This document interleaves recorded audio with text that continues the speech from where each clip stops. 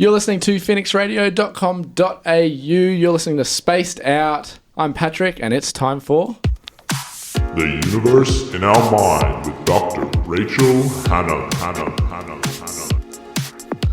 That's right, The Universe in Our Mind. It's back. We're back. How are you going, Rachel? I'm doing well, Patrick. How are you? I am fantastic. So this week's topic, we're asking, why do we see the issues are beginning to affect younger children, and what can we do?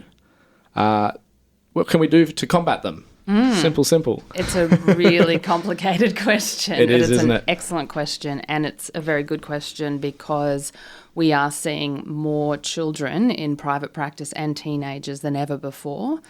And there is some new data out even yesterday in the Australian newspaper. The front page was about some recent data suggesting that the mental health crisis amongst teenagers is worse than we thought. So, I have talked a lot with my colleagues about why are children and teenagers presenting more with anxiety, depression and other mental health challenges. I think it's a complex answer because it's a complex issue. I think the internet is part of it. And screen time. I mean, most people listening will probably have an intuition about that. I think the school curriculum is more and more jam-packed compared to, say, 20, 30 years ago.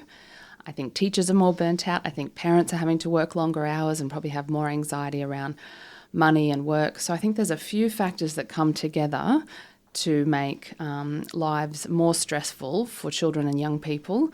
But the internet seems to play a big role, and I'm talking about social media, gaming, apps, virtual reality, texting, smartphones, the whole gamut. Yeah, 100%. And the social media aspect of it is something that has definitely affected me as well. I've found myself in huge ruts talking to people online and screen time of not being able to get off my phone, and it's been horrible to the point where I've had to delete social media for times on end. Is there a simple fix for this, or is it a deeper rooted thing where a lot of people need to come together and sort of... It's interesting that you talk about deleting apps. I've had a lot of young adult clients and teenage clients download apps that will turn their phone off or disable their other apps, or make it harder for them to stay in their screen addictions. And I think they do work for some people. I think scheduling real life interactions with other humans is a really good idea. So if people can be planful and actually have in their diary, club meets that they might do, sport, times they're going to go to the gym, whatever they can do that's not on screens. And if you schedule it, it's more likely to get done.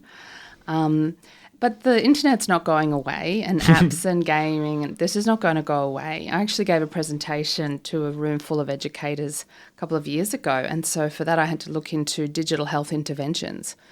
So there are actually gamified empathy and social skill building sites and apps, such as The Lost Summer, which is a high school-based one, or a university-based one, which is all about building relationships. Third World Farmer, there's a bunch of them. There's probably more since I looked.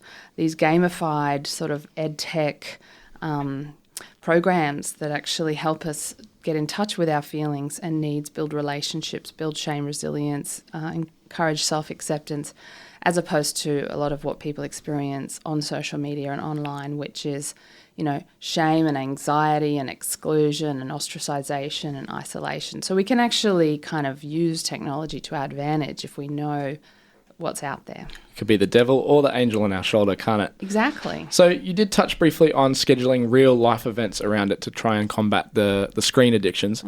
What is something that we could do to hold accountability for that? Like, what's going to stop us from just going, I'll go to the gym later, or I'll see my friend tomorrow, and actually getting off the screens?